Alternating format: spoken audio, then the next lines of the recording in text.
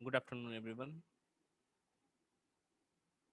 सो कल तक हम लोगों ने पढ़ा था, हमारा WBC तक कंप्लीट हो गया था। आवाज आ रही है क्लियर? सर आप माइक ऐसे पकड़े रहते हैं ना तब अच्छे से आता है, नहीं तो ऐसे बहुत कम आता है। अच्छा ठीक है। हाँ तो देखिए, कल तक हम लोगों ने पढ़ लिया था WBC के बारे में, टाइप्स के बारे में हमने पढ़ा था। टाइप्स की हम बात करें तो दो तरह का टाइप्स हम लोगों ने पढ़ा था, on the basis of granules present in the cytoplasm. And second जो था वो किस चीज पे बेसिस था कि न्यूक्लियस का शेप कैसा है इस हिसाब से। ठीक है, मेनली हम लोग ने पढ़ा था कि ग्रेन्यूल्स प्रेजेंट है विच कैन बी स्टेन्ड और can not be stand.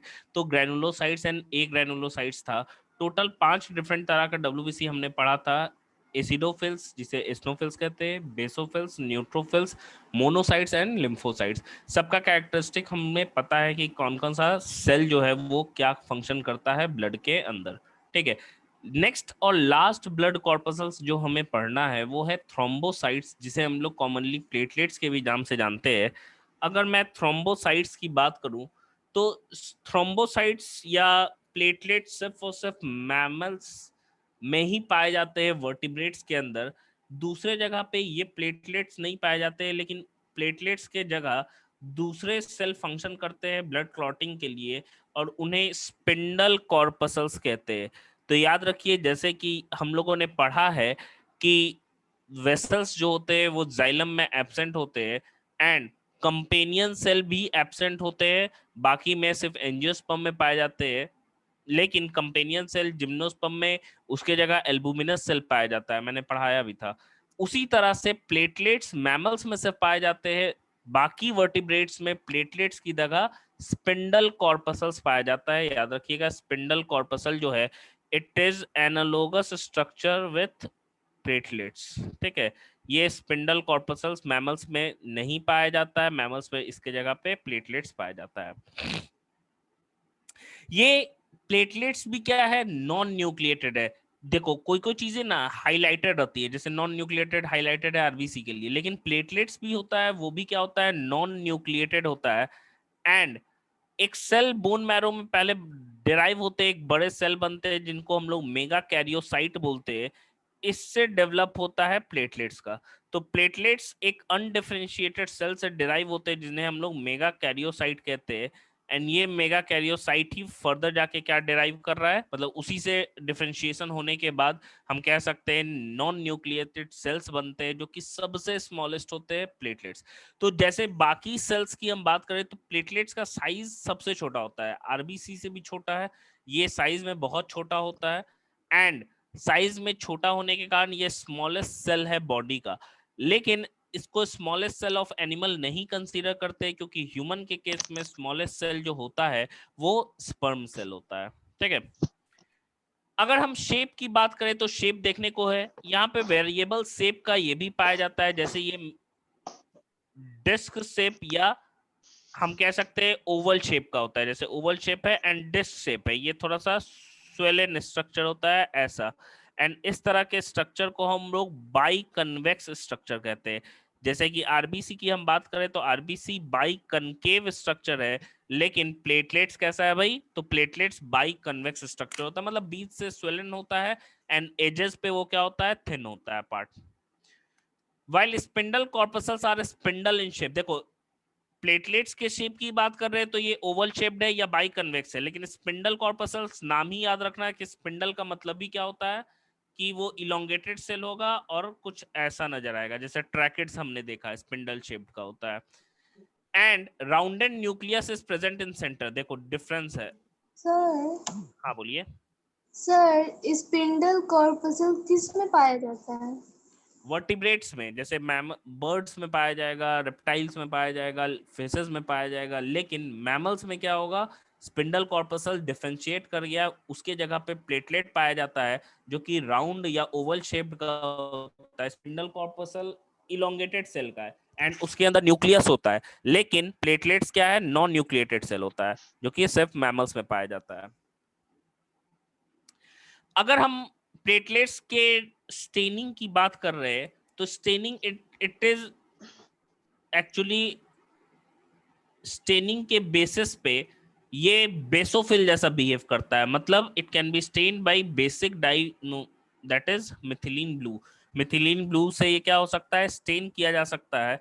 And cytoplasm जो है वो कंपार्टमेंट में बटा होता है, जैसे मान लो कि ये हम सेल बोले, ठीक है, तो प्लेटलेट्स का न्यूक्लियस तो अंदर से नहीं है, लेकिन थिन फिलामेंटस स्ट्रक्चर होता है, प्रोटीन से का नेटवर्क होता है, एंड प्रोटीन के नेटवर्क को थ्रोम्बोस्थेनिन कहते हैं।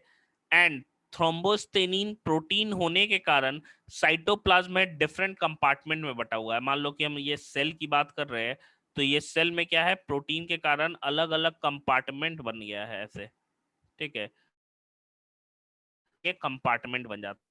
सर न्यूक्लियस फिर तो से नहीं है, बताइएगा। लेकिन जैसे प्लेटलेट्स है तो उसके अंदर कंपार्टमेंट बन गया, ठीक है, थिन प्रोटीन का जो थ्रेड है उसके कारण पूरा अंदर से साइटोप्लाज्म कंपार्टमेंट में डिवाइड हो जाता है। जैसे कि हम लोगों ने पढ़ा भी है कि कंपार्टमेंट का कंपार्टमेंटलाइजेशन के लिए रिस्पॉन्सिबल क्या होता है सेल में, ईआर। ईआर होता है ना, लुमिनल एंड एक्स्ट्रा लुमिनल स्पेस को फॉर्म करता है, एक ल्यूमेन के अंदर, दूसरा साइटोप्लाज्म के साइड। तो इसी तरह से हम कह सकते हैं कि इसमें एक प्रोटीन पाया जाता है जिसको थ्रोम्बोस्थेनिन कहते हैं। एंड थ्रोम्बोस्थेनिन के कारण जो साइटोप्लाज्म होता है वो कंपार्टमेंट में बट जाता है। ये हो गया भाई इसके शेप या साइज का कैरेक्टरिस्टिक के क्या क्या होता है इसके अंदर। तो अभी तक हम लोगों ने देखा क्या क्या भाई, तो सबसे पहला पॉइंट था कि इनको थ्रोम्बोसाइट्स भी कहते हैं। एंड ये प्लेटलेट सिर्फ और सिर्फ किस में पाया जाता है, मैमल्स में पाया जाता है, ठीक है, सिर्फ और सिर्फ मैमल्स में पाया जाता है। एंड इनको मैमल्स में पाया जाता है, तो बाकी अदर जो वर्टिब्रेट्स होते हैं उनमें क्या पाया जाएगा, तो उनमें इनकी जगह स्पिंडल कॉर्पसल्स पाया जाता है। एक्चुअली प्लेटलेट्स जो होते हैं वो एक different undifferentiated cell megakaryocyte से डेवलप करते हैं, एंड वो नॉन न्यूक्लिएटेड होते हैं। लेकिन वहीं पे अगर हम स्पिंडल कॉर्पसल की बात करें तो वो न्यूक्लिएटेड होता है, एंड वो शेप में भी स्पिंडल शेप होता है। एक मिनट,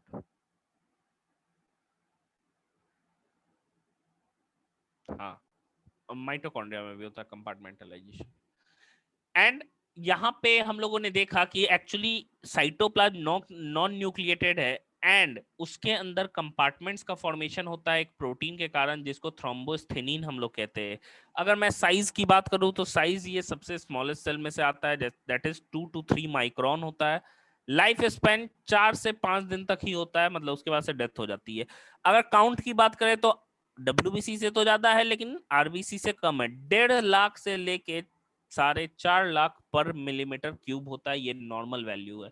एंड अगर प्लेटलेट्स का काउंट कम होता है किसी इंडिविजुअल में तो इसको हम लोग थ्रोम्बोसाइटोपिनिया के नाम से जानते हैं। एंड मैंने बताया था कि एक डिजीज होता है जिसको परप्यूरा डिजीज कहते हैं, जिसमें प्लेटलेट्स का काउंट 40,000 से भी कम हो जाता है। एंड जब 40,000 से कम हो जाएगा तो बॉडी रिएक्ट करेगा कि भाई बहुत कम हो गया है प्लेटलेट्स, अगर इस समय कोई भी हमको चोट लगेगा तो फिर हीलिंग पावर जो है वो बहुत कम हो जाएगा। तो बॉडी रिएक्ट कैसे करता है, तो बॉडी में रिएक्शन होता है कि जब इस क्रिटिकल काउंट से कम हो जाएगा, 40,000 से कम हो जाएगा, एंड 40,000 से कम हो जाएगा तो पूरे स्किन पे रेड रैशेस अपीयर होने लगेंगे। एंड इस कंडीशन को, इस डिजीज को परप्यूरा डिजीज कहते हैं। मतलब नॉर्मल जो वैल्यू है वो कितना है, 1.5 लाख से 4.5 लाख पर ml और पर मिलीमीटर क्यूब ऑफ ब्लड, ठीक है। इसका काउंट गिरना थ्रोम्बोसाइटोपिनिया 40,000 काउंट है, उससे भी नीचे तो बॉडी पे रेड रैशेस अपीयर हो जाएंगे, एंड इस कंडीशन को वॉइस लैग हो परप्यूरा रहा है डिजीज के नाम से जानते हैं। सर, एक मिनट, ऑडियो लैग हो रहा था। हाँ देखिए, तो सिंपल इसका काउंट की हम बात करें तो इसके काउंट में जो डिक्रीज होता है, काउंट में जो डिक्रीज होता है कि नंबर घट रहा है, इस कंडीशन को या इस फिनोमेनन को थ्रोम्बोसाइटोपिनिया के नाम से हम जानते हैं।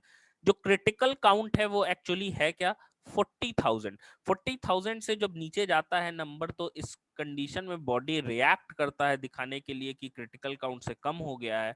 एंड इस कंडीशन को परप्यूरा डिजीज कहते हैं, जिसका सिम्टम क्या होता है कि बॉडी पे रेड रैशेस पूरे अपीयर होने लगते हैं, ठीक है। ये है हमारा प्लेटलेट्स का बेस।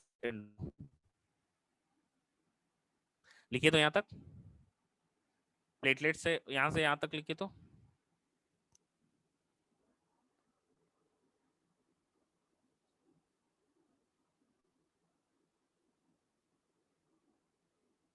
सर कॉपी चेक हो गया हाँ सर? हाँ हाँ, बोलिए। सर तो hello. Yes sir, marks. Marks, एक मिनट रुक जाइए।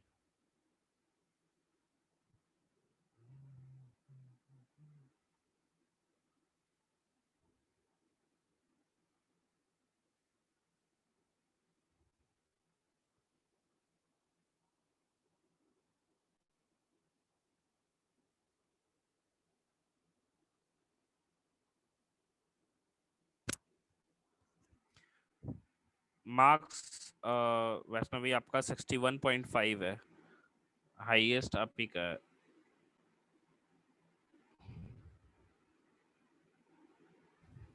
सर पीडीएफ सेंड कर दीजिएगा, कहाँ कहाँ गलती हुआ है देख लेते यस हाँ सर, तो सेंड कर दीजिएगा ना। हाँ ठीक। सर। मैं कर देता हूँ, ठीक है। आज कर दूंगा। एक्चुअली 12 का प्रैक्टिकल चल रहा है ना स्कूल में, इसी में बिजी है, इसीलिए क्लास वे शेड्यूल हुआ है फिर से। सर जब आपको टाइम मिले तब कर दीजिए। ठीक। चेक हो गया सारा, कॉपी नंबर बता दिया आपका 61 है, अरीज का या 60.5 है शायद, एक नंबर शायद आपसे कम है।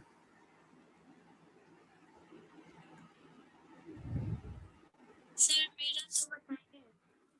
किसका? सान्या, आप हमको बहुत इग्नोर कर रहे हैं सर।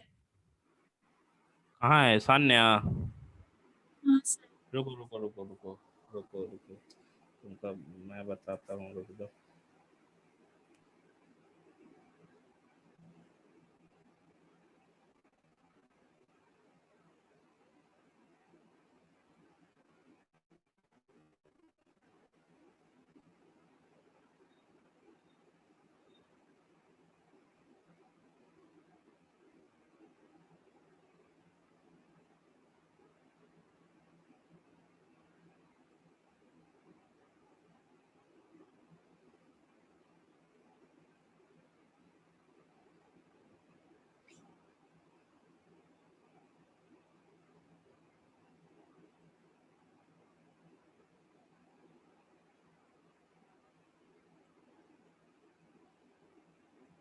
हम देख के बता देंगे सर ने आज, अभी फ्री हुए बाबू, एकदम देख के बता देंगे। ठीक है सर।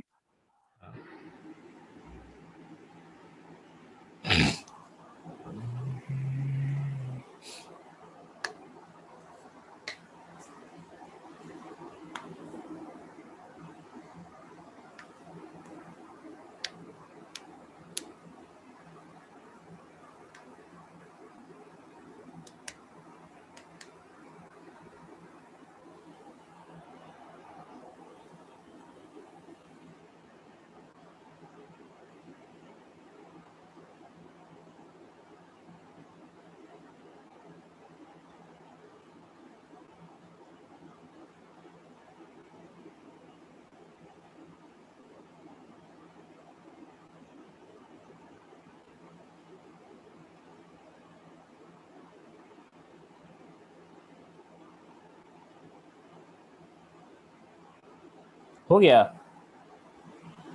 No sir.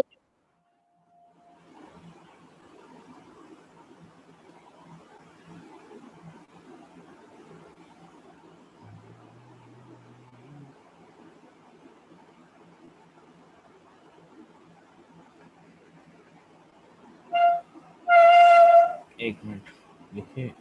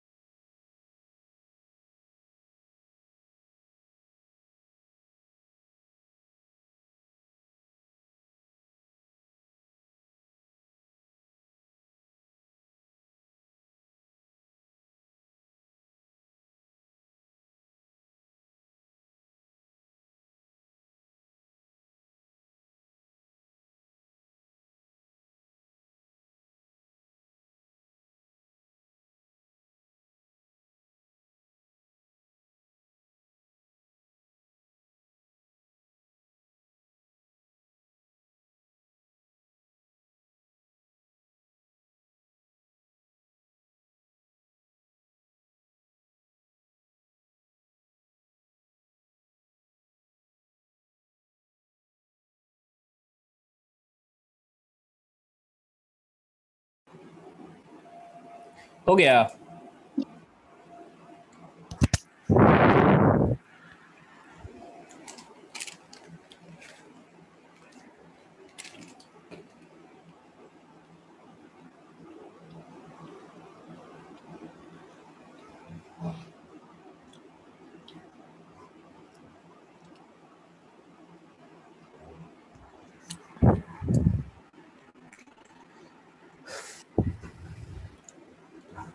देखिए नेक्स्ट है, अगर मैं इसके फंक्शन की बात करूं तो सबसे पहला फंक्शन होता है कि ये एंडोथेलियम को रिपेयर करता है।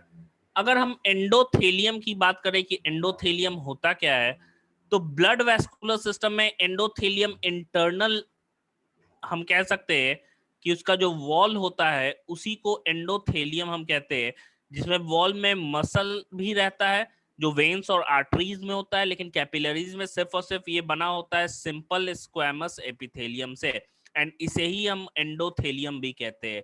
मतलब जो एक लेयर है सिंपल स्क्वैमस एपिथेलियम जो कि डिफ्यूजन मेम्ब्रेन बनाता है, उसे ही हम लोग एंडोथेलियम कहते हैं। यहाँ पे एंडोथेलियम जो है वो उसको रिपेयर करता है, उसको रिपेयर करता है प्लेटलेट प्लग बना के, because they have tendency to attach on gelatinous और म्यूसिलिजिनस सरफेस। इसके बाद से एक सब्सटेंस है थ्रोम्बोप्लास्टिन, जिसका सिंथेसिस वो करता है, हम लोग पढ़ेंगे अभी तुरंत ही देखेंगे आगे नेक्स्ट टॉपिक की है ब्लड क्लॉटिंग, कि ब्लड क्लॉट होता कैसे है। एंड एक और चीज करता है कि ये करता है कि ब्लड वेसल्स जो है उसको कॉन्स्ट्रिक्ट कर पाता है प्लेटलेट। क्यों भाई? क्योंकि ब्लड वेसल जितना डायलेट रहेगा उतना तेजी से ज्यादा क्वांटिटी में ब्लड निकलते रहेगा। ठीक है, तो उसको क्या करता है? कॉन्स्ट्रिक्ट करता है, जिसको हम कह सकते हैं कैसे कॉन्स्ट्रिक्ट कर पाता है, क्योंकि वो सेरोटोनिन का सिक्रीशन करता है, वो सिंथेसाइज करता है। तो तीन फंक्शन याद रखिएगा कि पहला है कि एंडोथेलियम को रिपेयर करता है, दूसरा फंक्शन क्या है भाई कि वो थ्रोम्बोप्लास्टिन को सिंथेसाइज करता है जिसका हेल्प ब्लड क्लॉटिंग में है, तीसरा जो कंडीशन है वो है सेरोटोनिन को वो सिंथेसाइज करता है। अगर मैं ब्लड क्लॉटिंग की बात करूं तो नेक्स्ट टॉपिक हमें पढ़ना है, तो फंक्शन पहले लिखिए, इसको तीन फंक्शन लिखिए। सर एक बार फिर से इंडोथीलियम बता दीजिए ना। एंडोथेलियम हम लोग कहते हैं, जैसे हम लोगों ने पढ़ा भी है ब्लड वेसल्स के बारे में, आगे पढ़ेंगे भी नेक्स्ट चैप्टर में बॉडी फ्लूइड्स एंड सर्कुलेशन में, तो वहां पे देखेंगे कि इसका जो दीवार होता है इसमें दो चीजें हैं, एक तो मसल लेयर हो गया, ठीक है, दूसरा हो गया इसमें एक सिंपल स्क्वेमस एपिथेलियम का लेयर होता है। कैपिलरीज में सिर्फ और सिर्फ यही लेयर होता है, एंड इस सिंपल स्क्वेमस एपिथेलियम वाले लेयर को ही हम लोग एंडोथेलियम कहते हैं। सिंपल ऐसे समझिए, ब्लड वेसल का जो दीवार है उसको हम लोग एक तरीके से एंडोथेलियम कह रहे हैं, जो कि सिंपल स्क्वैमस एपिथेलियम से बना होता है। हम लोगों ने पढ़ा है सिंपल स्क्वैमस एपिथेलियम क्या करता है, डिफ्यूजन मेम्ब्रेन, क्योंकि उसके जो सेल्स होते हैं काफी थिन होते हैं। फिर तो बस के wall of blood vessels is called endothelium. हाँ, which is made up of simple squamous epithelium. Yes. लिखिए तो फंक्शन।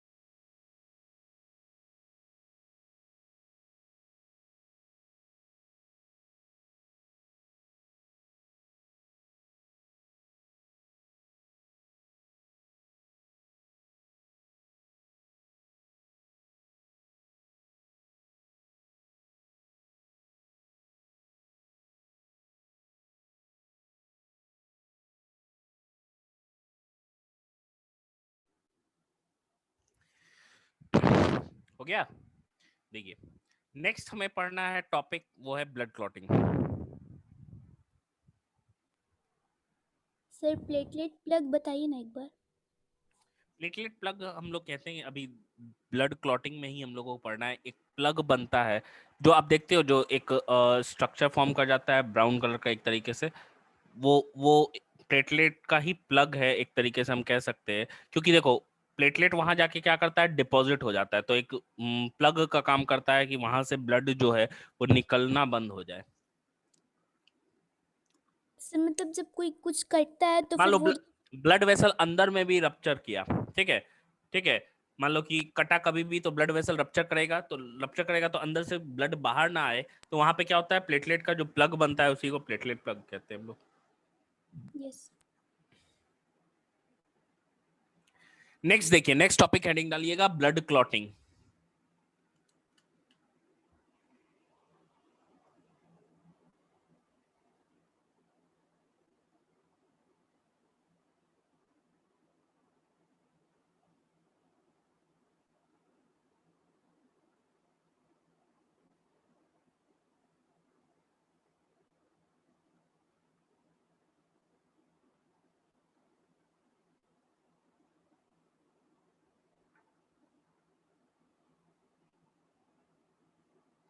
चलिए देखिए, नॉर्मली हम देखते हैं कि कोई भी कट होता है हमारे बॉडी में, देखिए ये जो भी कट की हम अभी बात करेंगे वो सिर्फ और सिर्फ माइनर कट्स की बात करेंगे, मेजर कट्स की नहीं बात करेंगे। अब ये नहीं कि किसी को चाकू लग गया, उसका ब्लड जो ये ब्लीडिंग टाइम है वो 1 से 3 मिनट तक होगा और क्लॉटिंग टाइम 2 से 8 मिनट, मतलब मैक्सिमम 10 मिनट में ब्लीडिंग होना बंद हो जाएगा, ऐसा नहीं है। अगर अनलेस कोई मेजर हमारा वेन्स या आर्टरीज नहीं कटता है, तो नॉर्मल केस में जो हमारा माइनर कट्स है उसमें 1 से लेके 3 मिनट तक ही ब्लीडिंग टाइम होता है। इसके बाद से लगभग 10 मिनट के अंदर ही क्या हो जाता है, ब्लीडिंग होना बंद हो जाता है, क्योंकि वहां पे क्लॉट का फॉर्मेशन हो जाता है। क्लॉट ऐसा नहीं है कि सिर्फ और सिर्फ कट पे ही बनता है। क्लॉट्स की हम बात करें तो समटाइम्स ऐसा होता है कि ब्लड वेसल के अंदर भी क्लॉट बन जाते हैं, ठीक है। समटाइम्स ब्लड वेसल्स के अंदर भी क्लॉट बन जाते हैं, जो कि दो तरीके के होते हैं। एक को हम सर थ्रोम्बस क्लॉट बोलते हैं। हाँ बोलिए। सर माइक अपने पास ही रखिए, आवाज बार बार नहीं आ रहा है।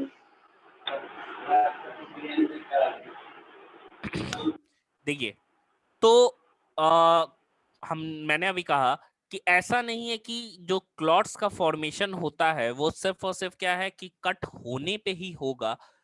बॉडी में ब्लड वेसल्स के अंदर भी ब्लड फ्लो करने के दौरान भी क्लॉट्स का फॉर्मेशन हो जाता है कभी कभार। एंड ये क्लॉट दो तरीके के होते हैं। एक क्लॉट को हम थ्रोम्बस क्लॉट कहते हैं एंड दूसरे क्लॉट को हम लोग एम्बोलस क्लॉट कहते हैं। दोनों में डिफरेंस क्या होगा, देखिए थ्रोम्बस क्लॉट की हम बात करें तो ये स्टैटिक क्लॉट होता है। स्टैटिक कहने का मतलब है कि ये एक जगह जमा होने लगता है, डिपॉजिट होने लगता है, एंड डिपॉजिट होने के बाद से क्या हो जाता है, धीरे धीरे बड़ा होने लगता है। तो एक समय आता है कि वो पूरा का पूरा ब्लड वेसल ही ब्लॉक हो जाएगा। एंड अगर पूरा का पूरा ब्लड वेसल ब्लॉक हो जाता है, अगर वो हार्ट में ब्लॉक हो जाता है तो इट कॉजेज हार्ट अटैक। अगर वो ब्रेन के हम कह सकते हैं ब्रेन में ब्लॉक होता है, इट कॉजेज पैरालिसिस, ठीक है। तो दो तरीके का क्लॉट है। एक क्लॉट ऐसा होता है जो कि एक जगह ही स्थिर होता है, लेकिन वहीं पे दूसरे क्लॉट की हम बात करें तो ये क्या करता है, एक जगह क्लॉट करता है, फिर वहां से डिसॉल्व होके वो टूट जाता है, अलग हो जाता है, फिर वो दूसरे जगह मूव करते रहता है। मतलब यहाँ पे पूरा का पूरा क्लॉट ही मूव कर रहा है। तो क्लॉट ही मूव कर रहा है बिकॉज, तो हम लोग कहेंगे तो ये क्लॉट कम डेंजरस होना चाहिए था, क्योंकि यहाँ पे क्या हो जा रहा है, वो डिसॉल्व कर जाता है। लेकिन ऐसा नहीं है, वो एक जगह डिपॉजिट हुआ, वहां पे जब मोटा हो गया।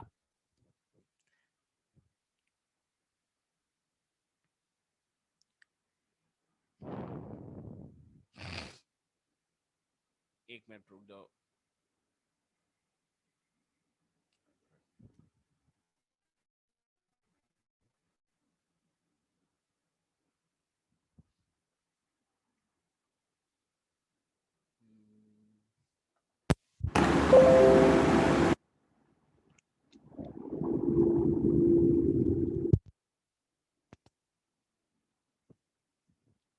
हेलो, आ रही है आवाज अब? सर उस समय वीडियो पॉज हो गया था, मतलब लैगिंग कर रहा था दोनों, वॉइस वीडियो दोनों। अच्छा अच्छा, नेट अभी सही। प्रॉब्लम होगा। देखिए, हम लोग पढ़ रहे हैं टाइप ऑफ क्लॉट्स। एक क्लॉट ऐसा होता है जो कि ब्लड वेसल्स में ही एक जगह स्थिर हो जाता है, एक ही जगह डिपॉजिट होता है। इस तरह के क्लॉट को पहला जो टाइप है थ्रोम्बस क्लॉट हम लोगों ने देखा। हार्ट में होता है, it causes heart attack. Thrombus clot अगर ब्रेन में होता है, इट कॉजेज पैरालिसिस। ठीक है, पैरालिसिस हो जाता है उससे। एंड दूसरा जो क्लॉट होता है उसे हम लोग एम्बोलस क्लॉट कहते हैं। एंड एम्बोलस क्लॉट की हम बात करें तो एम्बोलस क्लॉट ज्यादा डेंजरस होता है थ्रोम्बस की तुलना में, क्योंकि यहाँ पे क्या है कि थ्रोम्बस हो सकता है कि एक ऐसे जगह ब्लॉक किया है जहाँ पे उतना इमरजेंसी नहीं है, इमरजेंसी सिचुएशन नहीं है। मान लो हाथ के किसी नस में कर दिया अंदर में, जिसका हो सकता है दूसरे पाथ से भी होके वो जा सकता है, ऐसा नहीं है कि वो अच्छा है। लेकिन अगर मान लो एम्बोलस क्लॉट की बात करें तो एक जगह से डिटैच होके वो ऐसे क्रिटिकल जगह जाके ब्लॉक कर सकता है जहां से इमीडिएट बहुत ज्यादा प्रॉब्लम हो सकती है। तो एम्बोलस क्लॉट डेंजर की तुलना में, थ्रोम्बस की तुलना में ज्यादा डेंजरस होता है एम्बोलस क्लॉट। एंड क्लॉट दो तरीके का है, एक मूविंग है, एक नॉन मूविंग है। ये हम लोगों को टाइप ऑफ क्लॉट्स पढ़ना है, बस इतना ही जानना है। इसके बाद से मैकेनिज्म ऑफ ब्लड क्लॉटिंग है। ठीक है, तो यहां तक पहले लिखिए तो दो तरह के क्लॉट तक। सर एम्बोलस क्लॉट एक बार फिर से बता दीजिए। एम्बुलस क्लॉट कह रहे हैं कि एक जगह मान लो कि अगर हम देखो, अगर मान लो ये हमारा ब्लड वेसल है, ये ब्लड वेसल है हमारा। ठीक है, तो ये ब्लड वेसल है, तो यहाँ पे मान लो कोई सब्सटेंस डिपॉजिट हुआ। अब ये धीरे धीरे बड़ा होने लगा। थ्रोम्बस में क्या होगा, यहीं ये बड़ा होता जाएगा। ठीक है, लेकिन मान लो कि अगर ये एम्बुलस क्लॉट रहता तो एक समय के बाद ये बड़ा होता, बड़ा होते होते फिर यहाँ से ये डिटैच हो जाएगा। ठीक है, फिर यहाँ से ये क्लॉट जो है वो डिसॉल्व होके कहाँ आ गया, ब्लड में आ गया।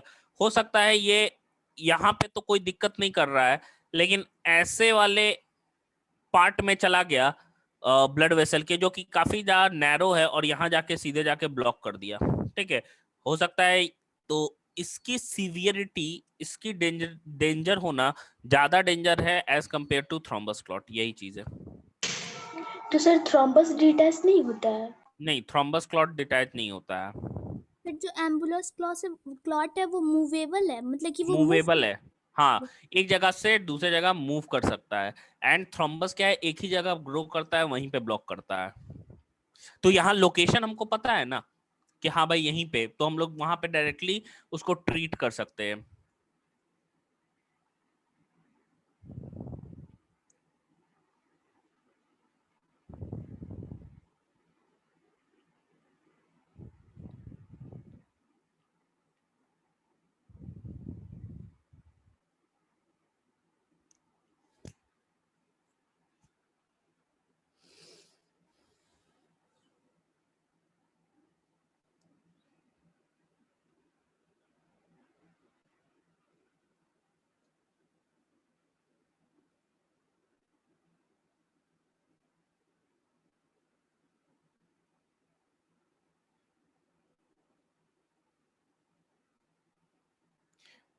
हो गया, आगे बढ़े। रुकिए सर अभी।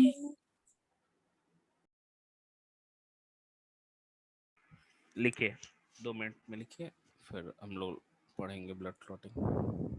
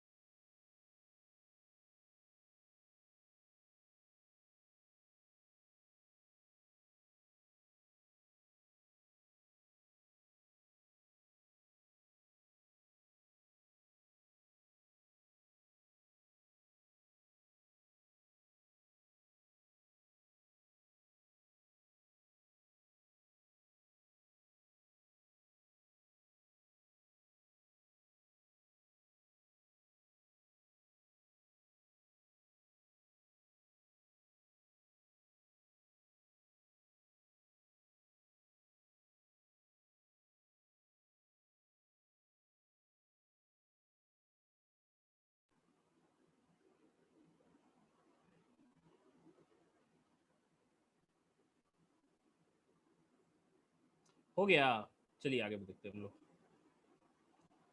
देखिए नेक्स्ट हम लोगों को पढ़ना है ब्लड क्लॉटिंग। ब्लड क्लॉटिंग की हम बात कर रहे हैं तो यहाँ पे मैकेनिज्म हमको पढ़ना है। तो एक थियरी दी गई है जिसका नाम है एंजाइम कास्केड थ्योरी, जो एक साइंटिस्ट थे जिनका नाम मैकफर्लेन था, वो अपने कोवर्कर के साथ ये थ्योरी प्रपोज किए थे, जिस थियरी में 3 बेसिक स्टेप्स है। क्या क्या स्टेप्स है हम लोग देखेंगे। मतलब एक थियरी दी गई है जिसका नाम है enzyme cascade theory, and enzyme cascade theory he explain करता है कि कैसे ब्लड क्लॉट करता है। ठीक है, सबसे पहला जो स्टेप है याद रखना है, देखिए 3 स्टेप है। सबसे पहला जो स्टेप है हमारे पास वो है थ्रोम्बोप्लास्टिन का रिलीज। अभी हम लोगों ने देखा था थ्रोम्बोप्लास्टिन करता क्या है वो तो हम बाद में देखेंगे, लेकिन थ्रोम्बोप्लास्टिन रिलीज कौन करता है? प्लेटलेट्स। प्लेटलेट्स जो है वो थ्रोम्बोप्लास्टिन जो है उसको रिलीज करता है।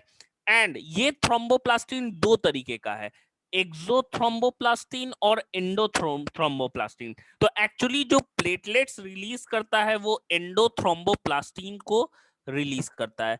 और जो इंजर्ड टिश्यू, मान लो कि तुम्हारे हाथ पे कहीं पे यहाँ पे चोट लग गया, ठीक है, वहां पे कोई कट लग गया, तो जो भी वो डेड टिश्यू होंगे, डेड होने के साथ वो एक तरह के थ्रोम्बोप्लास्टिन को रिलीज करेंगे जिसको हम लोग एक्सोथ्रोम्बोप्लास्टिन कहते हैं। एंड वहां पे अंदर में जो प्लेटलेट्स होंगे वो एंडोथ्रोम्बोप्लास्टिन को रिलीज करते हैं।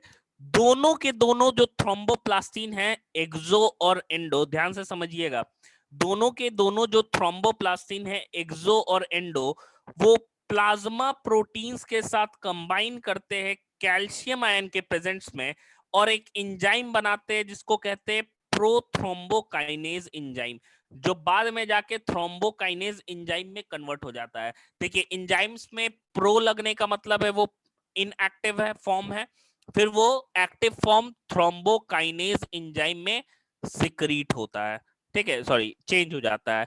एंड ये एंजाइम करता क्या है? सबसे पहले देखो, ब्लड को क्लॉट करने के लिए ब्लड में जो हिपेरिन है उसको इनएक्टिव करना होगा, क्योंकि हिपेरिन जमने नहीं देगा ब्लड को।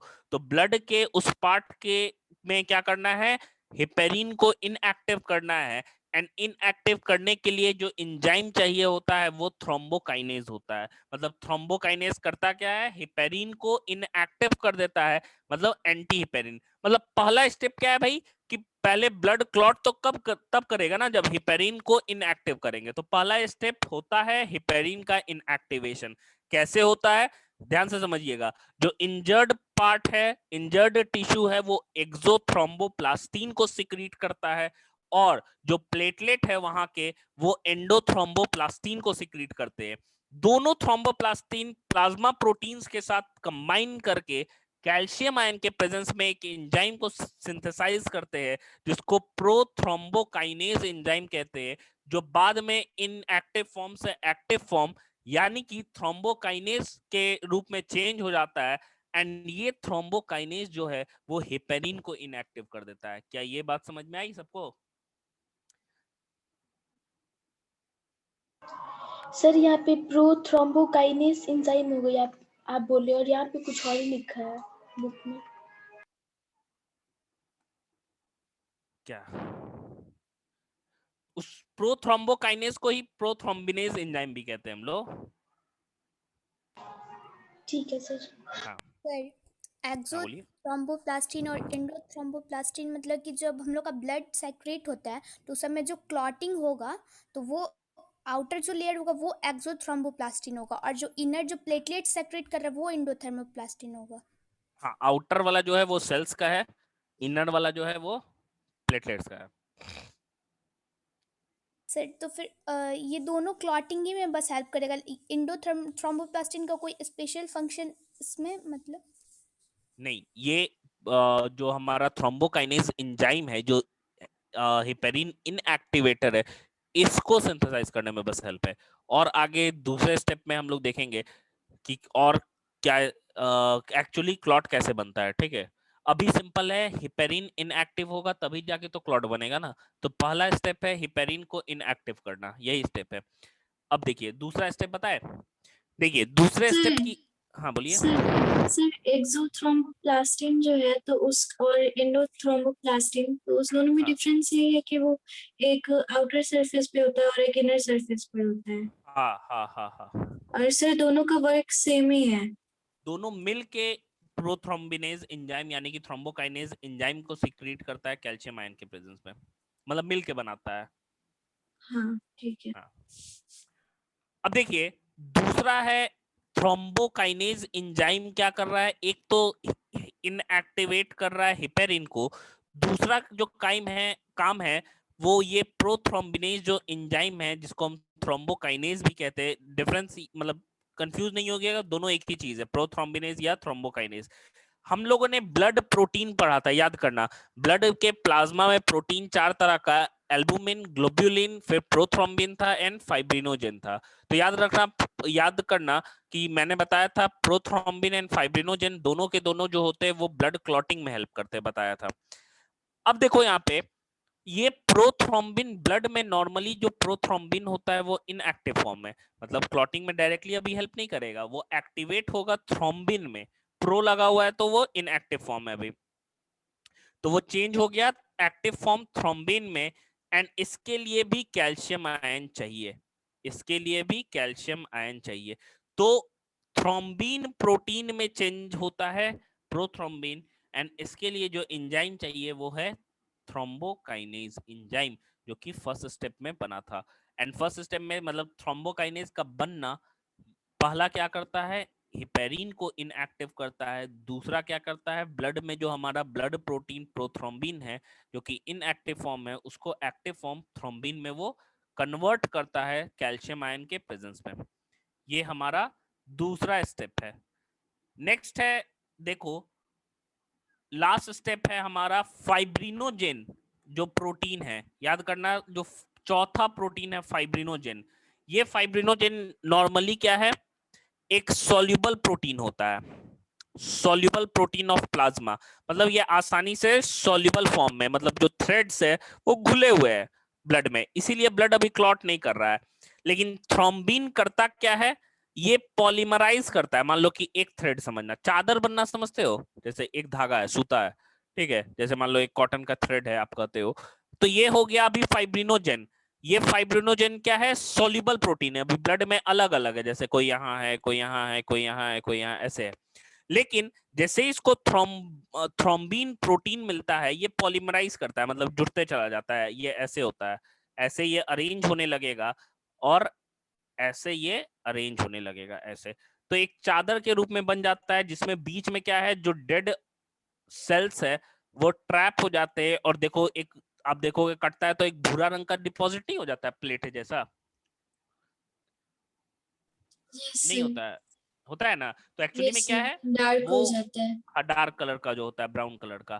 फाइब्रिनोजेन है वो प्रोटीन अलग अलग था ब्लड में, ठीक है, लेकिन वो क्या करता है, थ्रोम्बिन के फॉर्म प्रेजेंस में वो एक दूसरे से अलाइन कर जाता है, पॉलीमराइज हो जाता है, जिसके अंदर में बीच बीच में जो डेड सेल्स है वो फंस जाते हैं एंड एक क्लॉट बन जाता है, ठीक है।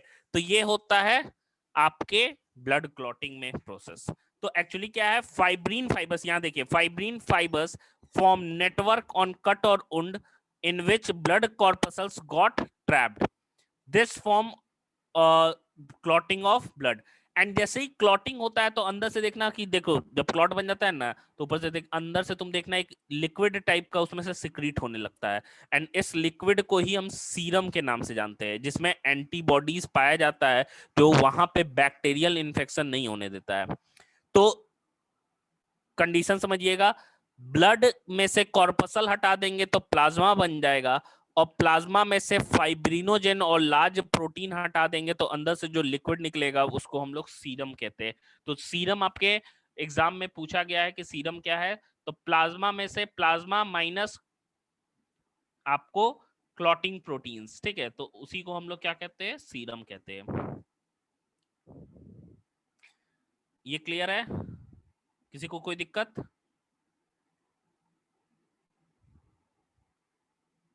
सर अभी आप क्या बोले थे, प्लाज्मा माइनस क्लॉटिंग प्रोटीन, एक बार फिर से बताइए। हाँ देखिए, सीरम जो है यहाँ लिखा है सीरम, ये सीरम जो है हमारा, ये सीरम हम लोग किसको कहते हैं, ब्लड में से प्लाज्मा सॉरी ब्लड में से कॉर्पसल्स हटा लिए तो प्लाज्मा बचा।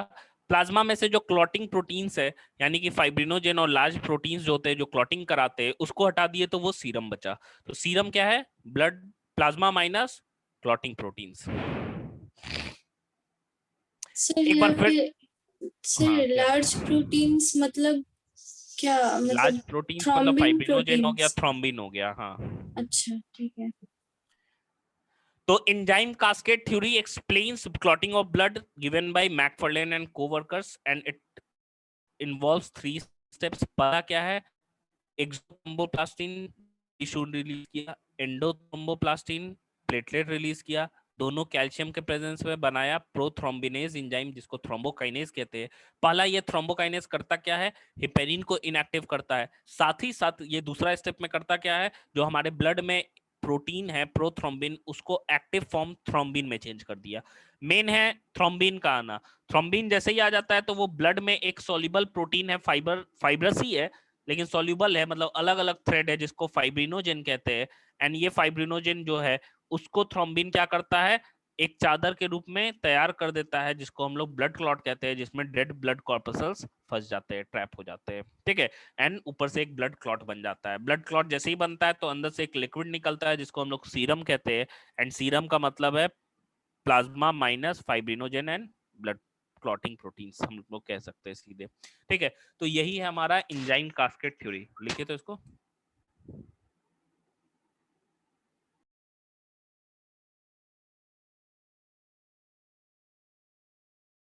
थोड़ा सा ऊपर करिए स्लाइड।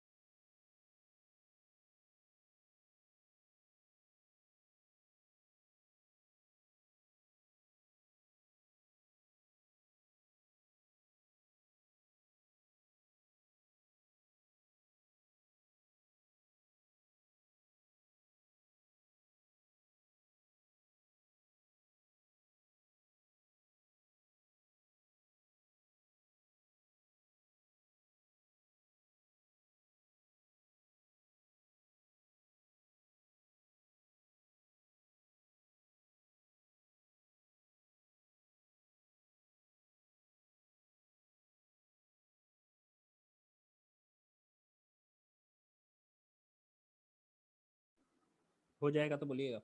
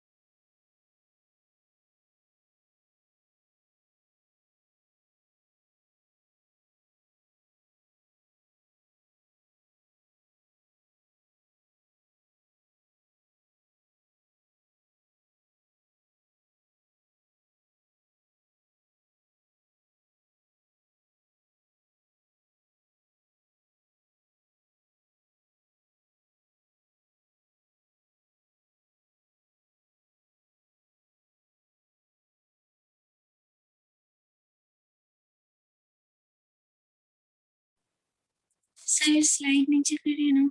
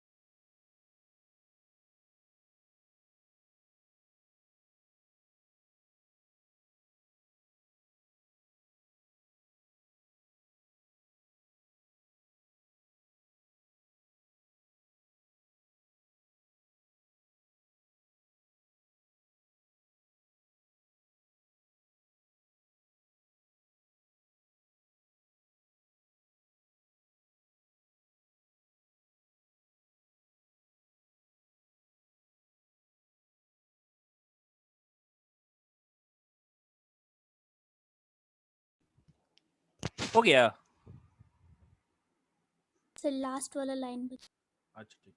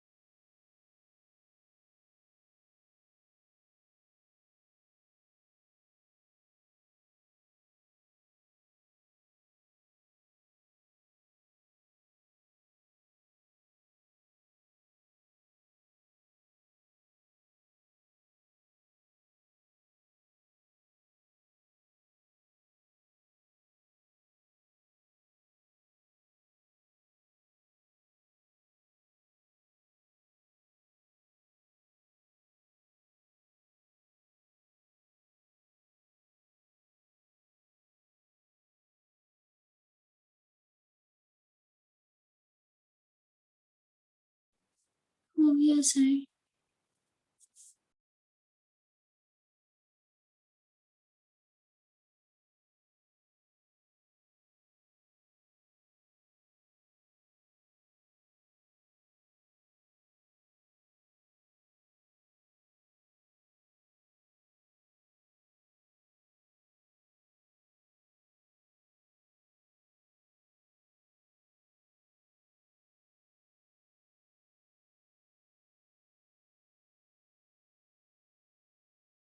सर हो गया।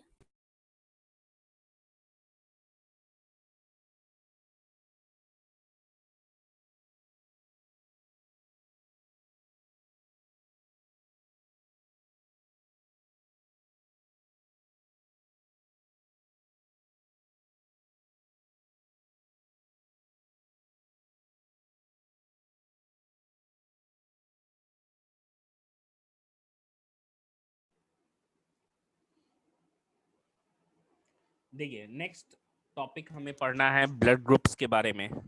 ब्लड ग्रुप्स की हम बात करें तो ब्लड ग्रुप्स को हम कह सकते हैं आरबीसी के मेम्ब्रेन पे, देखिएगा आरबीसी के मेम्ब्रेन पे, जिसको हम लोग डोनेंस मेम्ब्रेन कहते हैं, एक स्पेसिफिक प्रोटीनेशियस सब्सटेंस पाया जाता है जिस सब्सटेंस को एग्लूटिनोजेन कहते हैं, या इसी को कॉमनली हम लोग एंटीजन भी कहते हैं।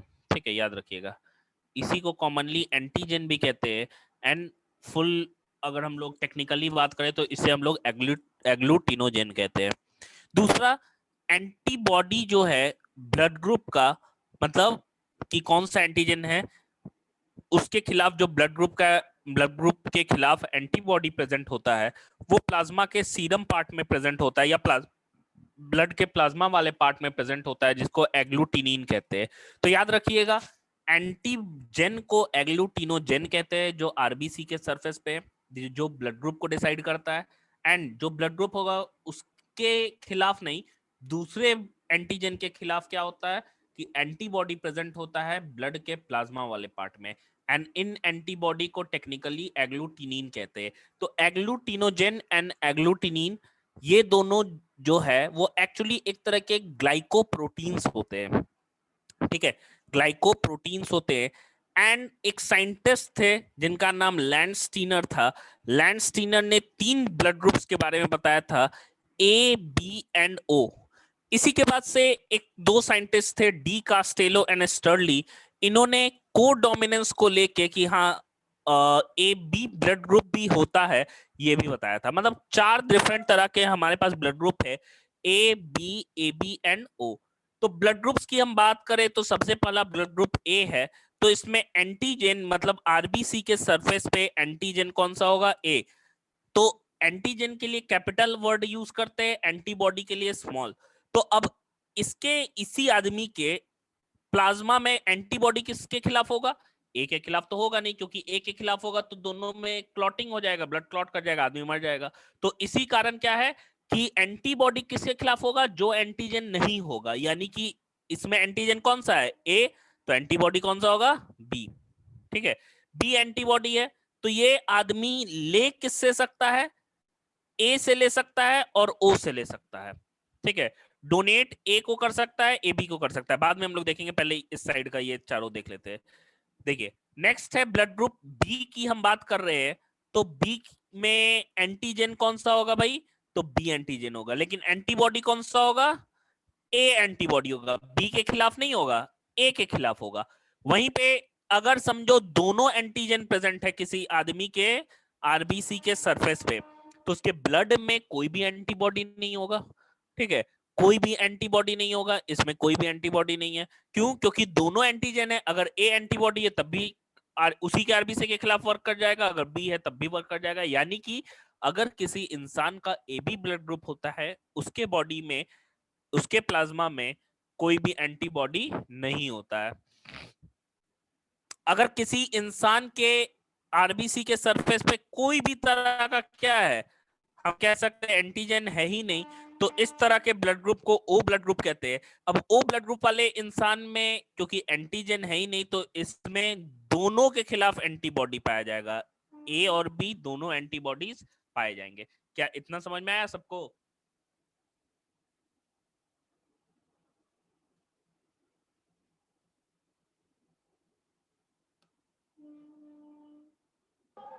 सर फिर इसमें एंटीजन क्यों नहीं होता है?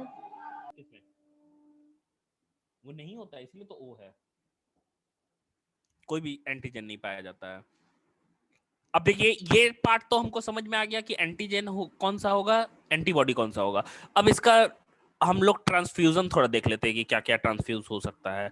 देखिए सबसे पहले है, अगर मान लो ए वाला इंडिविजुअल है, मैं सबको क्लियर कर दे रहे हैं, ए वाला इंडिविजुअल है, तो ए वाले इंडिविजुअल में बी एंटीबॉडी है, तो उसमें अगर बी का ब्लड हम चढ़ा देंगे तो क्या होगा? क्लॉट कर जाएगा, नहीं चढ़ा सकते। ए बी का ब्लड चढ़ा देंगे तभी भी बी है, तब भी क्या है, उसमें हम लोग नहीं चढ़ा सकते। ओ वाले में कोई एंटीजन है ही नहीं, तो इसको आराम से चढ़ा सकते हैं, नहीं चढ़ा सकते, इसमें एंटीजन है, इसमें एंटीबॉडी है, इसमें एंटीबॉडी है बी का, तो इसमें एंटीजन है ही नहीं, तो ओ को आराम से चढ़ा सकते हैं, और ए वाला तो चढ़ा ही सकते हैं। मतलब हमारे पास 2 वाला मिला, एक एक इंसान जिसका ब्लड ग्रुप ए है वो ए से ले सकता है ब्लड और ओ से ले सकता है। कितना क्लियर है? वहीं पे देखो, अगर उस इंसान का ब्लड ग्रुप ए है तो वो डोनेट किसको कर सकता है? डोनेट करने की बारी आएगी तो इसमें एंटीजन ए है ना। अगर मान लो बी वाले में हम चढ़ा देते हैं तो बी वाले में एंटीबॉडी कौन सा है? ए। तो इस समय क्या होगा? क्रॉस हो जाएगा, मतलब कि क्लॉट कर जाएगा।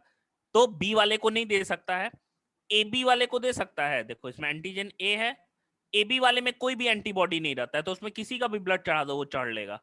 एंड ओ वाले को नहीं दे सकता है क्योंकि उसमें दोनों एंटीबॉडी है।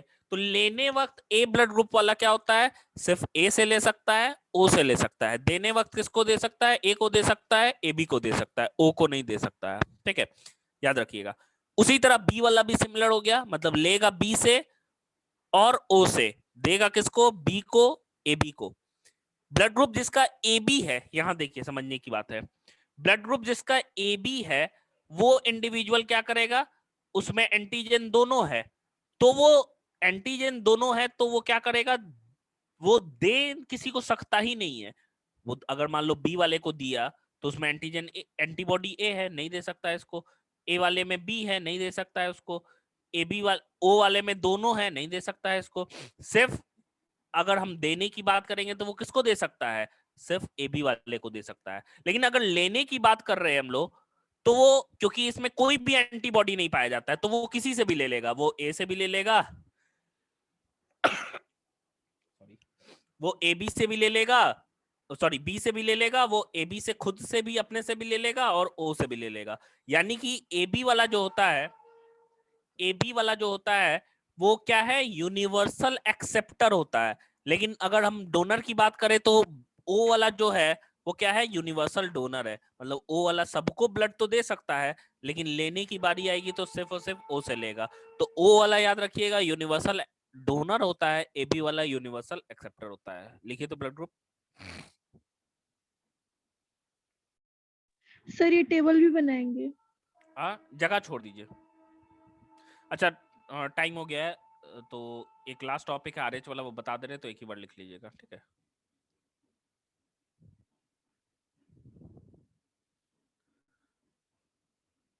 ये इसको स्पेस छोड़ दीजिए, लिख लीजिएगा पीडीएफ से। देखिए लास्ट है आरएच फैक्टर की हम बात करते हैं। सबसे पहले आरएच फैक्टर जो है ये एक डोमिनेंट जीन है, आरएच एंटीजन डोमिनेंट है। एंड ये मोस्टली लगभग सारे इंडिविजुअल में पाया जाता है। एंड ये सबसे पहले रीसस मंकी जो है हिमालय रीजन में इंडिया में पाया जाता है, उसमें लैंडस्टीनर और वाइनर ने डिस्कवर किया था। एंड ये एंटीजन अगर प्रेजेंट होता है, मान लो कि ये आरबीसी का सरफेस है, ये वाला एंटीजन ब्लड ग्रुप के लिए है, तो ये वाला नेक्स्ट जो है ये आरएच है। ब्लड ग्रुप कुछ भी हो सकता है, ए भी हो सकता है, बी भी हो सकता है, ए बी भी हो सकता है, ओ भी हो सकता है, ठीक है? लेकिन आरएच एंटीजन अगर प्रेजेंट है तो उसको पॉजिटिव बोलेंगे, मतलब फिर ये A positive, B positive, A B positive या ओ पॉजिटिव हो सकता है। अगर नहीं है तो A negative, B negative, A B negative और ओ निगेटिव हो सकता है। वर्ल्ड में आरएच पॉजिटिव वाला इंडिविजुअल और आरएच निगेटिव वाला इंडिविजुअल का जो रेशियो है वो 80:20 है। मतलब 80% लोग जो होते हैं वो आरएच पॉजिटिव वाले होते हैं या ब्लड ग्रुप उनका पॉजिटिव होता है। लेकिन इंडिया में ये रेशियो काफी ज्यादा क्या है? बहुत कम है। मतलब पॉजिटिव वाले 97% है एंड निगेटिव वाले क्या है? ओनली 3% है। इसीलिए देखो कि इंडिया में रेयरेस्ट ब्लड ग्रुप जो है वो ओ निगेटिव है, क्योंकि एक तो ओ ऐसे ही निगेटिव है और ओ वाला जो इंडिविजुअल है सिर्फ और सिर्फ ओ से ही ले सकता है, और कोई निगेटिव है ना तो ओ निगेटिव से ही ले सकता है। तो आप देखिएगा कि निगेटिव वाला क्या है? निगेटिव से लेगा, पॉजिटिव वाला पॉजिटिव से लेगा। तो आप देखो O negative is the rarest blood group in India. और मूवीज में, सीरियल्स में भी दिखाता है जिसका ब्लड ग्रुप ओ निगेटिव है उसको मिला ही नहीं, उसका मौत हो जाएगा। सर हाँ सर हाँ बोलिए। सर बोल रहे हैं तो वर्ल्ड डोनर कौन सा होगा, ओ पॉजिटिव या ओ नेगेटिव? क्या डोनर? पॉजिटिव। सर कैसे? क्या कैसे?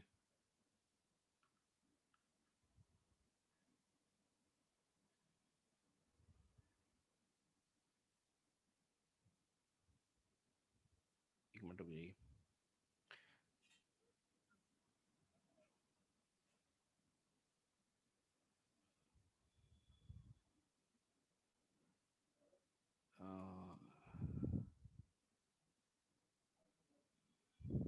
सर साउंड नहीं आ रहा है।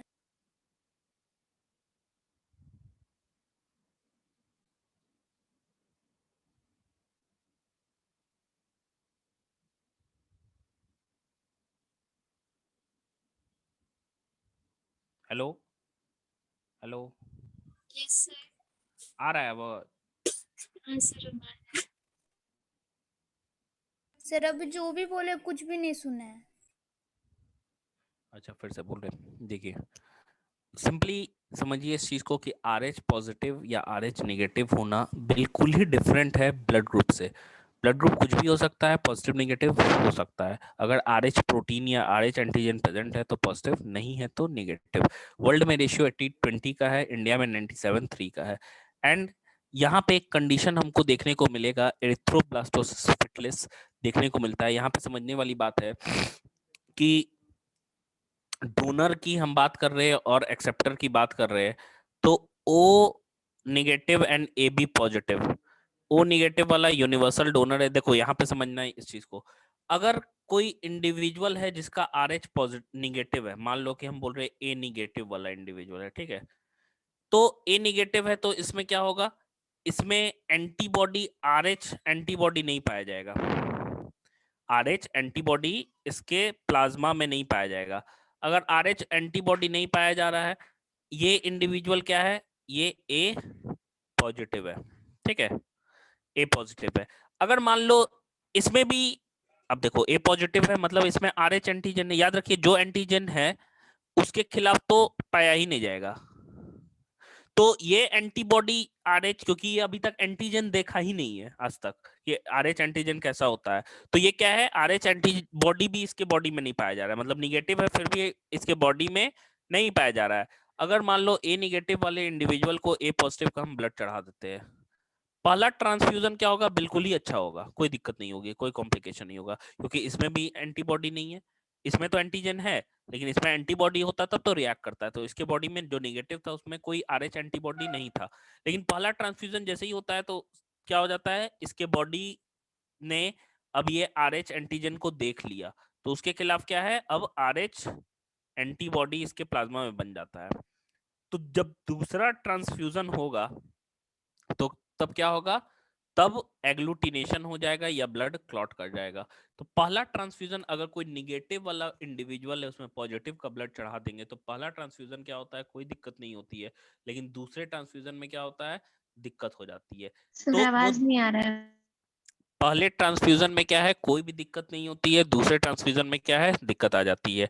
मतलब क्यों, क्योंकि पहला ट्रांसफ्यूजन में क्या है, मान लो मेरा ब्लड ग्रुप A नेगेटिव है, आपका A पॉजिटिव है, आपका A पॉजिटिव को हम अपने A नेगेटिव में चढ़ाएंगे तो पहला ट्रांसफ्यूजन में कोई दिक्कत नहीं होगा। क्यों, क्योंकि मेरे बॉडी में नेचुरली RH एंटीबॉडी ब्लड में नहीं पाया गया, आपके बॉडी में भी नहीं पाया जाता है। लेकिन जैसे ही आपका ब्लड मेरे बॉडी के अंदर आएगा तो क्या होगा कि मेरे बॉडी ने देखा, मेरे ब्लड सेल्स ने देखा कि एक RH एंटीजन होता है, तो उसके खिलाफ बॉडी ने RH एंटीबॉडी को बना लिया। एंड जब नेक्स्ट ट्रांसफ्यूजन होगा तो क्या होगा, दूसरी बार ब्लड जब चढ़ाएंगे तो हमारे बॉडी में पहले से ही RH एंटीजन रहेगा, तो क्लॉटिंग हो जाएगा और ब्लड क्लॉट कर जाएगा।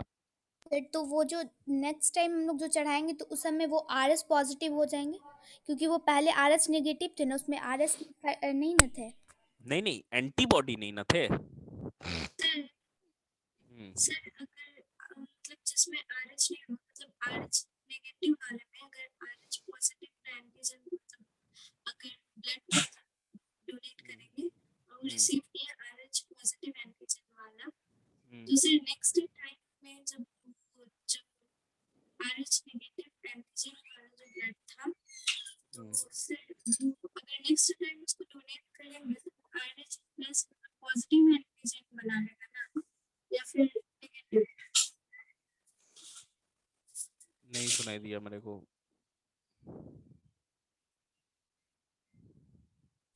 सर बोल रहे हैं ना, अगर RH नेगेटिव एंटीजन वाले में अगर RH पॉजिटिव वाला डाले फर्स्ट टाइम में, और सर नेक्स्ट टाइम में अगर फिर से वही RH पॉजिटिव वाला डालेंगे तो सर उसके अगेंस्ट RH नेगेटिव वाला एंटीजन बनाएगा या फिर RH पॉजिटिव? नहीं नहीं, इंडिविजुअल RH नेगेटिव ही रहेगा, क्योंकि वहां पे एंटीबॉडीज प्लाज्मा में बने, एंटीजन चेंज नहीं हुआ है। जैसे मेरे आरबीसी पे कोई आरएच एंटीजन नहीं आ जाएगा, अगर हम आरएच नेगेटिव है, आरएच पॉजिटिव का ब्लड लिए तो मेरे आरबीसी में कोई चेंज नहीं हुआ, लेकिन मेरे ब्लड के प्लाज्मा में क्या हुआ कि आरएच एंटीबॉडी बन गया। अब जब दूसरा ट्रांसफ्यूजन करेंगे तो क्या होगा कि आरएच एंटीबॉडी पहले से है मेरे बॉडी में, तो वो क्या होगा, रिएक्ट करेगा एंड ट्रांसफ्यूजन क्या हो जाएगा, कोलैप्स करेगा, या हम कह सकते हैं कि बेकार हो जाएगा, क्लॉट कर जाएगा ब्लड। सर मतलब कि वो स्टडी कर लेगा कि ऐसा फिर से आएगा तो हाँ फिर हाँ हाँ, तो फिर से जैसे एंटीबॉडीज वर्क करता है ना वैक्सीनेशन में, ठीक है, वैक्सीनेशन में जैसा वर्क करता है वैसा ही वर्क करेगा। अब देखो यहाँ पे आरएच एंटीबॉडी का बनना किसके कारण है, आरएच एंटीजन के कारण है। तो आरएच एंटीजन नहीं होगा तो एंटीबॉडी भी नहीं बनेगा। तो जो पर्सन ओ निगेटिव वाले होते हैं वो डोनर होते हैं, ऐसे ओ वाले क्या है, डोनर है, एंड उसमें भी अगर वो निगेटिव है तो क्या हो जाएगा, यूनिवर्सल डोनर, क्योंकि वो पॉजिटिव को भी दे सकता है और वो निगेटिव को भी दे सकता है। क्यों, क्योंकि इसमें कोई एंटीजन है ही नहीं, तो ये किसी के भी बॉडी में हम डालें, क्योंकि नेचुरली पॉजिटिव वाले में भी एंटीबॉडी आरएच एंटीबॉडी नहीं रहता है, निगेटिव वाले में भी नहीं रहता है, लेकिन अगर हम पॉजिटिव को निगेटिव में डालते हैं तब निगेटिव वाले के बॉडी में आरएच एंटीबॉडी बन जाता है। तो अगर हम लोग निगेटिव वाला डालेंगे तो निगेटिव वाला कॉज ही नहीं करेगा आरएच एंटीबॉडी का बनना। मतलब सिंपल, ओ निगेटिव वाले जो होते हैं वो यूनिवर्सल डोनर होते हैं एंड ए बी पॉजिटिव वाले यूनिवर्सल एक्सेप्टर होते हैं। यही चीज डिलीवरी के समय भी हो रहा है कि मदर अगर आरएच निगेटिव है, फादर आरएच पॉजिटिव है, बच्चा जो हुआ वो क्या हुआ कि आरएच पॉजिटिव, क्योंकि आरएच जो फैक्टर एक डोमिनेंट फैक्टर है, अपना इफेक्ट दिखाता है, निगेटिव पॉजिटिव होगा तो पॉजिटिव ही रहेगा। तो फर्स्ट प्रेगनेंसी में कोई दिक्कत नहीं होगी, लेकिन फर्स्ट डिलीवरी के समय आरएच एंटीबॉडी मदर के बॉडी में बन गया, ठीक है, आरएच एंटीबॉडी मदर के बॉडी में बन जाता है, एंड आप देखोगे आरएच एंटीबॉडी मदर के बॉडी में बन गया तो फर्स्ट डिलीवरी में कोई दिक्कत नहीं है। लेकिन जैसे ही सेकंड डिलीवरी हुई तो देखो, अब देखो कि क्या होगा। मान लो कि आरएच पॉजिटिव मेल है, ही मैरीज आरएच नेगेटिव फीमेल, ठीक है। अब देखो ये फीमेल से मैरी हुआ, बच्चा जो होगा वो क्या हो गया, मान लो बच्चा जो है वो आरएच पॉजिटिव हो गया। तो फर्स्ट प्रेगनेंसी में कोई दिक्कत नहीं है, क्योंकि मदर में भी आरएच के खिलाफ कोई एंटीबॉडी नहीं है, बच्चे में भी नहीं है, तो फर्स्ट प्रेगनेंसी तो बहुत आराम से हो गया। लेकिन फर्स्ट प्रेगनेंसी के दौरान बच्चा जब आरएच पॉजिटिव है तो बच्चे का ब्लड और मदर का ब्लड कांटेक्ट में आता है डिलीवरी के समय, एंड उस समय क्या होता है, मदर के बॉडी में क्या बन गया, आरएच एंटीबॉडी बन गया। अब जब सेकंड प्रेगनेंसी होगा तो ये आरएच एंटीबॉडी मदर के बॉडी में बन गया, पहले नहीं था, लेकिन जब सेकंड प्रेगनेंसी हो गया तो बच्चा फिर क्या हो गया, आरएच पॉजिटिव, तो ये आरएच एंटीबॉडी इस एंटीजन को क्या करेगा, डिस्ट्रॉय कर देगा, एंड बच्चा जो है वो पेठी में मर जाएगा। इस कंडीशन को एरिथ्रोब्लास्टोसिस फिटिलिस कहते हैं, ठीक है, एरिथ्रोब्लास्टोसिस फिटिलिस। एरिथ्रोब्लास्ट कहने का मतलब है कि एरिथ्रोसाइट्स जो है वो ब्लास्ट कर जाते हैं एंड फीटस जो है वो डेथ कर जाता है। इसी कंडीशन को एरिथ्रोब्लास्टोसिस फिटिलिस कहते हैं। मतलब समझना, मदर निगेटिव है, फादर पॉजिटिव, बच्चा पॉजिटिव हुआ, लेकिन पहला डिलीवरी बहुत आसानी से हो गया, कोई दिक्कत नहीं हुआ, कोई कॉम्प्लिकेशन। लेकिन फर्स्ट डिलीवरी के टाइम ब्लड मदर और फीटस का कांटेक्ट में आता है, जिसके वजह से मदर के बॉडी में जो कि पहले आरएच एंटीबॉडी नहीं हुआ करता था अब बन गया। अब जब दूसरा प्रेगनेंसी होगा तो वो क्या होगा, पेटी में बच्चा मर जाएगा, जिस कंडीशन को एरिथ्रोब्लास्टोसिस फिटिलिस कहते हैं। इसको रोकने के लिए फर्स्ट प्रेगनेंसी जब फर्स्ट डिलीवरी होती है तो कुछ मेडिसिन खिलाया जाता है या मेडिसिन दिया जाता है, जिसको हम लोग आरएच एंटीबॉडी को डिस्ट्रॉय करने के लिए, एंड इन मेडिसिन का नाम रोगम रोलिन या एंटी डी होता है, ठीक है, सर क्लियर है। मतलब दोनों को आरएस निगेटिव कर देंगे जिसके कारण कोई इफेक्ट नहीं पड़ेगा। आरएच नेगेटिव नहीं करेंगे, आरएच एंटीबॉडी को हटाएंगे। हाँ आरएच पॉजिटिव नेगेटिव तो ब्लड सेल पे है, ऊपर प्लाज्मा में ना एंटीबॉडी है, यस सर, मतलब आरएस ये एंटीबॉडी को हम लोग एंटीबॉडी को हटा देंगे, हाँ, यही हमारा आरएच फैक्टर हो गया, समझ में आया। सर आया जिन लेकिन लोगों को पूरे अच्छे से नहीं आया, एक बार खुद से देख लेंगे, उसके बाद फिर से जो प्रॉब्लम होगा कल बता दीजिए। हाँ ठीक, बोलिए। सर हमको कंफ्यूजन है। कंफ्यूजन है, क्या है बोलिए। सर एक बार पढ़ लेंगे हाँ? फिर से एक बार पढ़ लेंगे ना तब। एक बार पढ़ लीजिए, कल फिर से बता देंगे या क्लासेस खुलेंगे तो सामने से बता देंगे।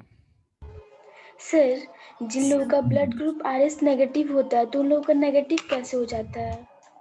क्योंकि उनमें उनमें वो है ही नहीं, तो इसीलिए देखो ना, इसीलिए देखो जो निगेटिव है वो निगेटिव वाले इंडिविजुअल निगेटिव क्यों होते जा रहे हैं, क्योंकि हम लोग कभी भी मैरिज होता है तो ब्लड ग्रुप मिला के मैरिज हो रहा है नहीं ना, तो धीरे धीरे क्या होगा, परसेंटेज एकदम कम होता चला गया। समझो कि जैसे ही अगर एक इंडिविजुअल जो है, एक इंडिविजुअल निगेटिव वाला है, निगेटिव मतलब बाय बर्थ है, शुरू से जो पॉपुलेशन चला आ रहा होगा, ठीक है, शुरू से जो निगेटिव है वो निगेटिव रहा, लेकिन जैसे ही मैरिज होकर निगेटिव पॉजिटिव से मैरिज हुआ, उसका बच्चा पॉजिटिव हो गया, तो धीरे धीरे देखो निगेटिव वाला परसेंटेज मान लो इनिशियली 50-50% होगा, ठीक है, दोनों, तो धीरे धीरे क्या होगा, श्रिंक होते जा रहा है, यस सर। कुछ समय बाद क्या हो जाएगा, और भी श्रिंक हो जाएगा, हम्म। क्योंकि जब भी मैरिज के समय क्या ब्लड ग्रुपिंग मैचिंग थोड़ी ना हो रही है कि हाँ भाई पॉजिटिव है तो पॉजिटिव वाला के साथ, निगेटिव है तो निगेटिव वाले के साथ, ऐसा नहीं हो रहा है। निगेटिव जब भी पॉजिटिव से होगा तो उसका बच्चा पॉजिटिव हो जाएगा सारा। सर तो फिर नेगेटिव किस कंडीशन में होगा, क्योंकि बहुत लोगों का भी तो नेगेटिव होता है ना जो ब्लड निगेटिव है ग्रुप। तो जो इनिशियली समझो कि बाई चांस ऐसा हुआ होगा कि मदर फादर उसके दोनों निगेटिव होंगे, तब उसका निगेटिव है। ठीक है सर। सर हम्म, सर मेरे क्वेश्चन का हाँ आंसर देखिए। सर क्या स्लाइड चीज, ऊपर कीजिए थोड़ा। एक मिनट, क्या चीज? सर वो जो बोले थे कि आप देख के हम बताएंगे, सिंदूर वाला वही। कौन सा? अरे नहीं बोले थे कि वो सिंदूर कौन से हार्मोन को रेगुलेट करता है वुमेन्स, मैरिड वुमेन्स में, वही वाला क्वेश्चन। अच्छा नहीं देख पाए थे बाबू। कब तक बता दीजिएगा? कल क्लास में बता देंगे, आज देख लेंगे पक्का। ठीक है। तो ये लिख लीजिएगा, ये हो गया हमारा कनेक्टिव टिश्यू कंप्लीट। अब हम लोग अपने मसल्स पढ़ेंगे और नर्वस टिश्यू पढ़ेंगे, ठीक है। इस आपको पीडीएफ भेजा गया है, उसी से लिख लीजिए। सर हाँ बोलिए। बायोमोलिक्यूल्स का क्या बायोमोलिक्यूल्स बायो में कुछ पूछना है? सर बायोमोलिक्यूल्स का नोट्स अच्छा बायोमोलिकुल का नोट्स, हाँ वो भी सेंड कर दे आपको। सर आज कर देंगे ना? हाँ आज कर दे रहे। चलिए कल मिलते हैं हम लोग।